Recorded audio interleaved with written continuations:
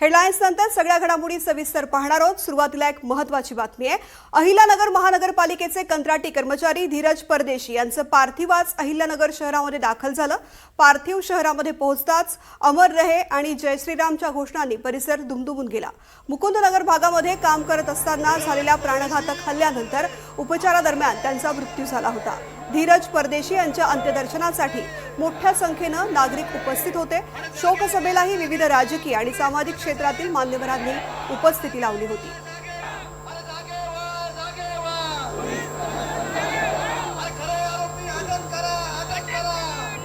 छत्रपती शिवाजी महाराज की जय।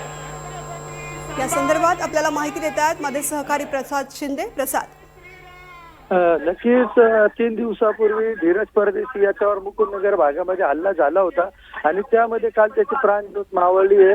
आज त्याचं पार्थिव अहिल्यानगर मध्ये शवविच्छेदनानंतर येणार होतं। दुपारी 4 वाजल्यापासूनच हिंदू कार्यकर्ते असतील किंवा सकल हिंदू समाज असेल या पदाधिकाऱ्यांनी DSP चौक या ठिकाणी गर्दी केल्याचं पाहायला मिळालं। रात्री 8च्या सुमारास धीरजचं पार्थिव अहिल्यानगरच्या DSP चौकामध्ये आलं, ज्या ठिकाणी शोकसभा चालू होती। या शोकसभेत आमदार गोपीचंद पडळकर असतील, आमदार संग्राम जगताप, आमदार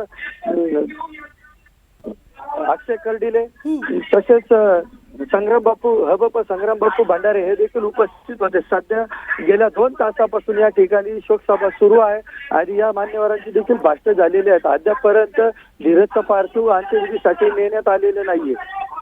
त्यामुळे आमदार संग्राम जगताप असतील किंवा गोपीचंद पडळकर असतील यांची काय भूमिका राहणार याकडे सर्वांचं लक्ष लागलेलं आहे। निश्चित प्रसाद, धन्यवाद संपूर्ण माहिती करता।